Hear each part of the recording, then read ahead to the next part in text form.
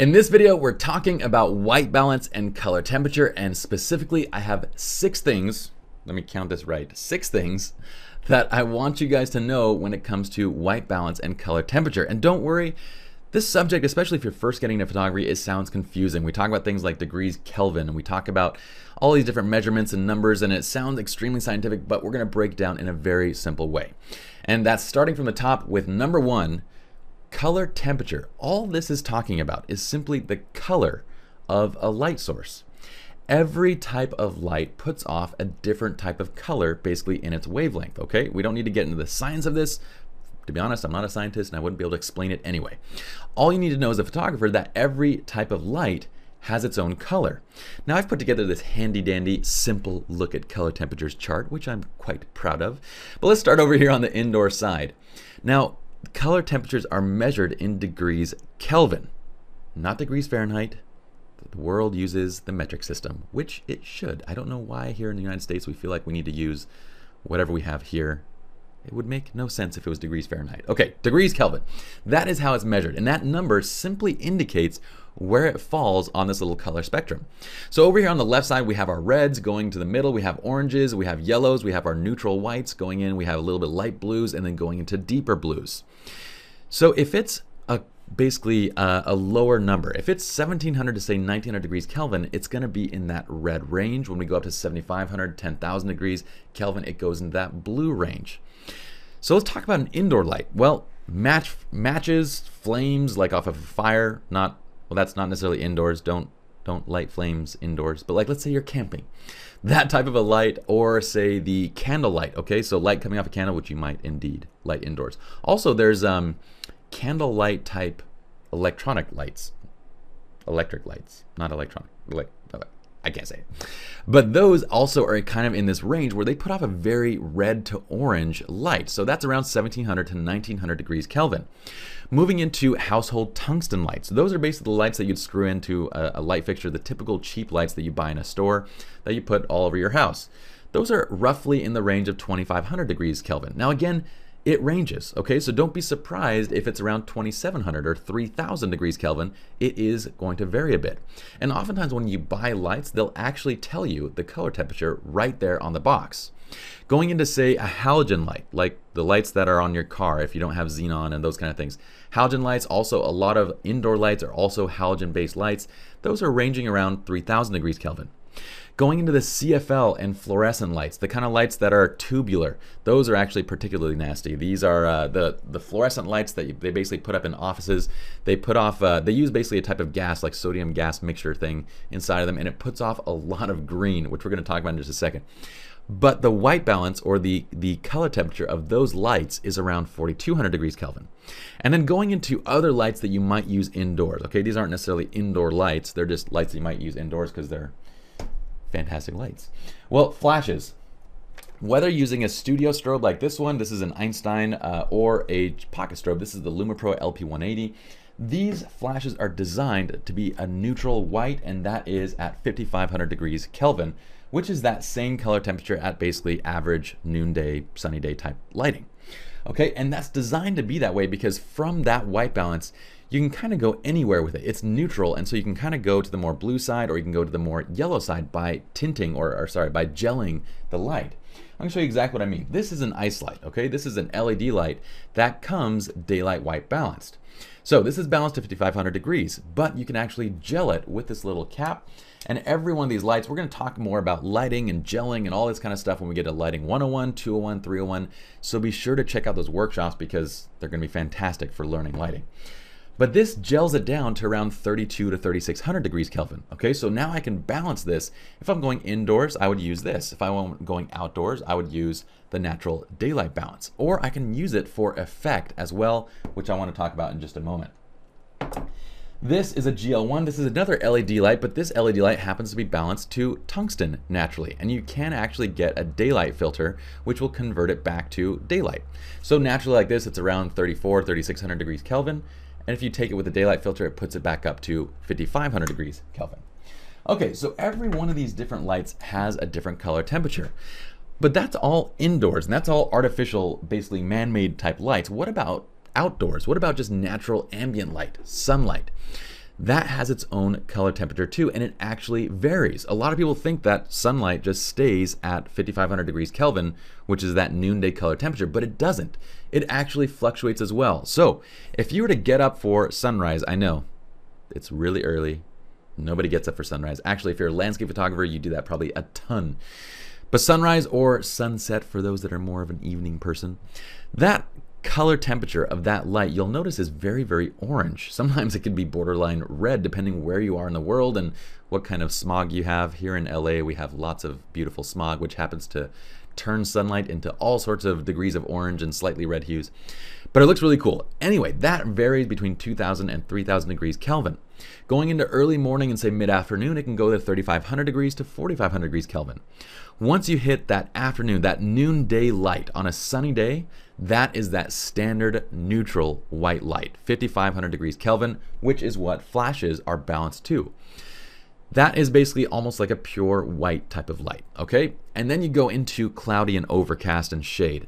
In cloudy weather, on overcast days, when you go into shade, even on a sunny day, your white balances change, or your color temperature will change between around 6000 to 7000 degrees Kelvin.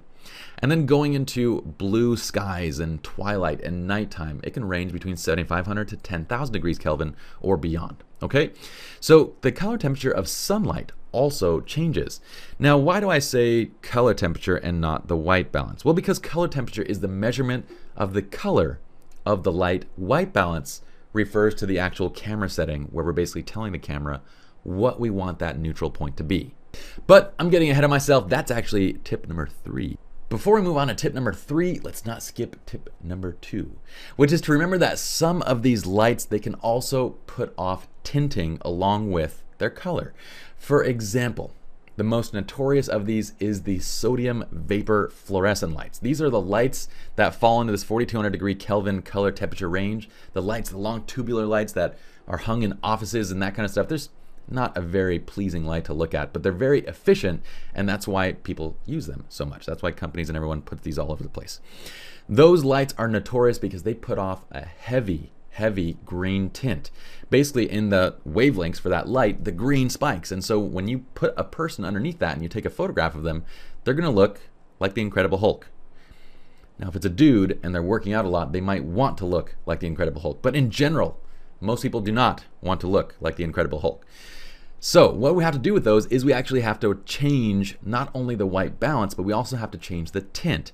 If you're shooting raw, you can do this in post-production. You can adjust tint from more green to more magenta, and we basically counteract. If it's green, you would adjust to be more magenta. If it's magenta, you would adjust to be more green. But just remember that each one of these lights can also have a tinting color effect as well. So don't be surprised if you set your white balance and things still look green, or they still look pink, or whatever it is in your image. Okay, now let's move on to tip number 3, and this is to set your camera's white balance. And every camera is going to have basically different options available to you. So for example, this is an advanced DSLR. This is the Canon 5D Mark III, and I use this camera just to show you that this camera has every one of these functions available to you. Okay, so something like a Nikon D800, 5D Mark III, a Sony A7, those are all going to have every color temperature option or white balance option available to you. Which means that not only can I go ahead and I can hit this white balance button and I can adjust between the different presets.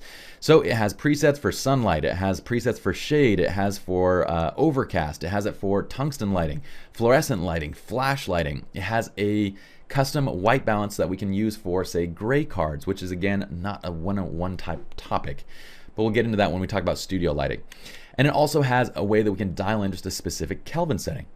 This has all those functions available in addition to the automatic white balance AWB. Now, one quick note.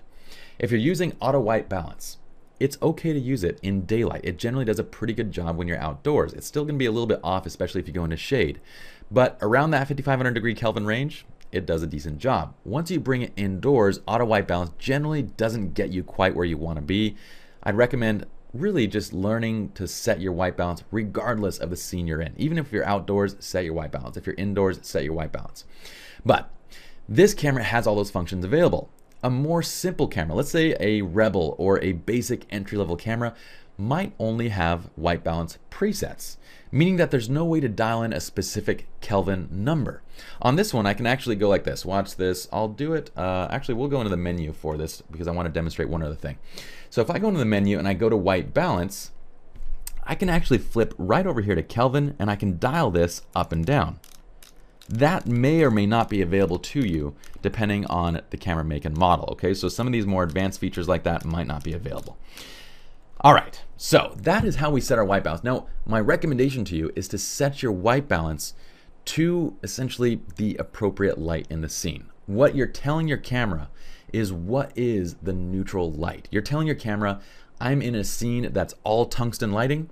I want you to treat tungsten as if it were neutral, as if it were white light. Okay, so it balances everything to that and your images come out without a super yellow or orange hue, which we're gonna show you in just a moment. Before I get into show you guys some images, I wanna show you one other thing, and this is tip number 4. This is my favorite way to adjust white balance. And again, this depends on your camera because I know some Nikon cameras don't allow this or they don't have this function basically, but try this out. Switch into your camera's live view. Now from live view, you can actually see your scene just by looking at it. I actually have a nice little, this is my mannequin over here. I'm gonna dress him up in a pirate costume soon, okay? Because he's gonna be my studio pirate, so I can talk about him. Actually, I'm gonna dress him up as the troll so I can refer to him as the studio troll. So from here, if we hit white balance, if we hit that button, you can see that the white balance will actually pop up. And if we put this onto Kelvin, I can actually change my white balance right here. And basically what this allows me to do is I can dial in the white balance visually with every single scene that I go into. And it's very simple. I don't need to take any test shots and then adjust and so forth. I can adjust it visually once and just leave it there.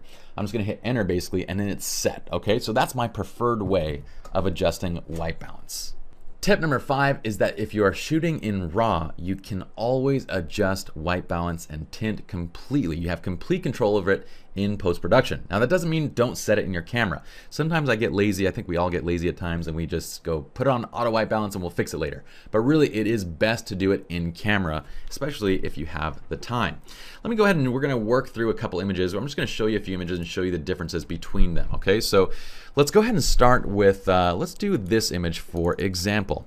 This image was shot inside at a wedding and it was very much an orange type lighting, more matching like candlelight. And you can see that basically the types of lights they're using are like these, they're basically lights that mimic candlelight. So we're talking about that 2000 degree Kelvin range. Also, the lights that are using like these big floodlights have been gelled multiple times to match that same color temperature. So when we don't adjust white balance, this is what the shot looks like. Okay, so it's very, very, very orange. I almost said green. And you guys are gonna be like, Pi, are you colorblind? And look, we're already at 3000 degrees Kelvin and it's still extremely orange. It's too yellow. So what do we have to do? We have to dial the temperature down. Okay, so this is an illustration. If you're shooting in RAW, you have complete control of this later on. Now, if you set the camera to its neutral point, which is like, say in a scene like this, to get our colors to go completely white, that's at 2000 degrees Kelvin.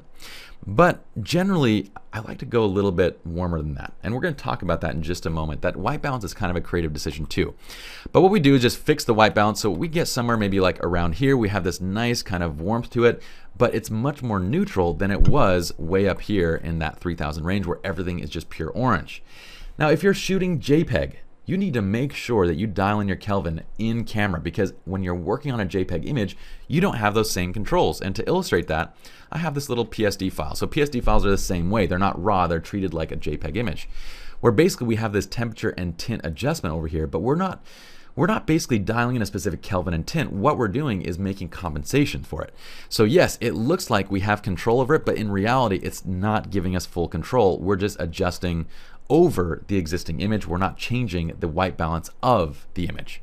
Okay, so just remember that if you're in JPEG or in editing any other type of file in post-production, you can adjust temperature and tint and it'll layer it over what's already there, but you better have shot it correctly in camera because you can't have specific control like you would a raw file. Let's go ahead and move on to another image. Again, this image right here, this was shot with actually the GL1 lighting them up because we're outdoors. There's no light. We have another light up on a stick that kind of creates a little backlight just to add a little bit of extra light to the scene. we're balancing this around 3400 degrees Kelvin. If it were, say, around daylight, okay, if we left it on daylight, it would be really, really orange and look kind of nasty. All these colors get blown out. And this is what happens if you don't adjust those colors. If you're shooting video, by the way, you better be adjusting in camera, because video is just like a JPEG. You don't have that control later on. If we end up adjusting it to be too cool, like around 2500, then all those colors, they go blue. Okay, let's take a look at another one. So right around where I like it was around that 3400 range, or 3600 is fine too. Again, there's kind of a variance where you can choose based on your style. This was an overcast day. So take a look at this. So overcast, we're at 5600 degrees Kelvin here.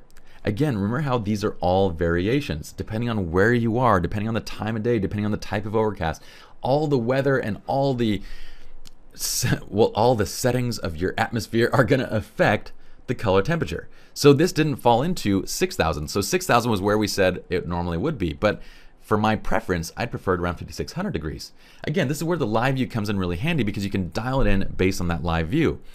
Now, this is a perfect illustration right here of basically mixture in lighting. We talked about how daylight is basically more blue and inside light is more orange, right? We showed you that little chart right here. Take a look at this. So daylight, we have more bluish side, and then indoor light, we have it more orange. So going back to this image, we have this mixture here, and we're actually using it in the photo. To the right side, I have a GL1, which is this light right here that's balanced tungsten. On the left side, I have this nice little lamp, and I have her kind of looking towards the lamp. So on the left and on the right, we're basically shaping her with this tungsten light, and we're using the background and setting the white balance to basically allow the background, this daylight coming through the back, to go very blue. So what ends up happening to that is, watch this. When we adjust to basically make that indoor light more neutral, so if I were to make it more neutral by cooling it down, the background light, which is already blue, becomes more blue. Okay, so this is where we can use white balance for a creative effect. Again, this is getting into more lighting 101, lighting 201, lighting 301 stuff that we're going to talk about in those workshops, but I want to give you a little taste of it because it's absolutely amazing what you can do with lighting. In this situation right here, we're using actually two flashes. We're using two pocket strobes, and we're shooting it and balancing daylight because this is a daylight scene.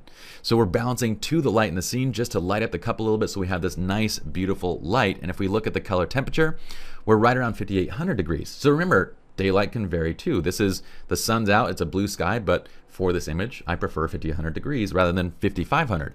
At 5500, this looks a little bit on the cold side, if you can see. That's 54, here's 55. Okay, so again, remember that there's a lot of stylistic preference here. Let's go back to, let's see, let's check out this image. This image was shot indoors. This is actually from Lighting 101, which is a DVD that we're filming right now. Be sure to check it out. And in this video, in Lighting 101, we're showing you essentially how to create amazing images with a single on-camera flash. That means we never take the flash off the camera. This whole workshop is designed to help you to master on-camera flash, to show you just how much you can do with that. So this is all done with one single on-camera flash. But with this, we're leaving it daylight white balance because we have a little bit of daylight poking through underneath this garage. Okay, so again, if we look at the white balance over here, it's right around daylight. Even though we're indoors, all the light that we're using is daylight, so we're balancing to that light. Okay, let's go back here. And I want to show you one other image. I think I've shown you everything. This one is, this was actually one of the Photography 101 things that we did. I wanted to show this one particularly because the temperature, even though she's standing in shade, we have a reflector on her, and the correct white balance really for me is around 5200 degrees Kelvin. It can again change based on the type of lighting modifiers and everything you're using. So don't treat all the numbers that we gave you as kind of guides, as rules of thumb. Don't treat them as concrete. Okay, now looking at this one, this is one that we're going to get into when we get into Lighting 201. When we start taking the camera or the flash off the camera and start gelling it more, this is what we're going for. So in this shot, what we're doing is we're actually using a GL1, okay? It's pin lighted right on the subject, and what we've done here is we've white balanced the scene to the couple. So the couple is nice and they're a little bit warm, but it has a great look over their skin tones. And what happens is, again, remember, daylight is more blue, tungsten is more yellow. So if I pull everything down, if I pull the camera down to balance to that yellow light, then what's already blue becomes even more blue. So if I bring this in and I kind of tweak the temperature a little bit, you'll see that as we go down in temperature, that background just shifts to be more and more blue. When we balance for the background, when we balance for the daylight, which is going to be around like say 5500, this is actually more around dusk, so it'll probably be even higher. It'll probably be like 6000 to 7000. You can see how orange the couple gets. So what we're doing here is we're mixing light for creative effect. So this is one of those instances where we're using how the camera views and sees the scene to our advantage to create an image that looks pretty much unreal, but it was done all in camera. You can actually see that this is the raw file. We're working on the raw file right now. So this was all done in camera, and once I set my white balance to the couple, like right around 4000 degrees Kelvin, our background gets sent in this deep blue. Again, be sure to check out those other workshops because we're going to dive into this a lot more in those. It's kind of beyond the scope of what we're covering here, but I wanted to give you a little taste test. Okay, so let's go on to my last and final tip, which is to remember that white balance, like everything in photography, is a creative decision. Yes, there is a white balance that's going to look not good. Okay, there's a white balance that's going to be in its essence kind of wrong, but there's also a lot of correct white balances. For example, for this image right here, I could pull this down. Let me hit J so that clipping alert turns off. I could pull the temperature down a little bit more if I want to go for a more neutral tone and it gets more blue. I can pull it up a little more if I want to go with more warmth over the couple and their skin tones. There's 1000 to 1500 degree leeway just depending on if I like it more cool, if I like it more warm. Any one of these is kind of my artistic discretion.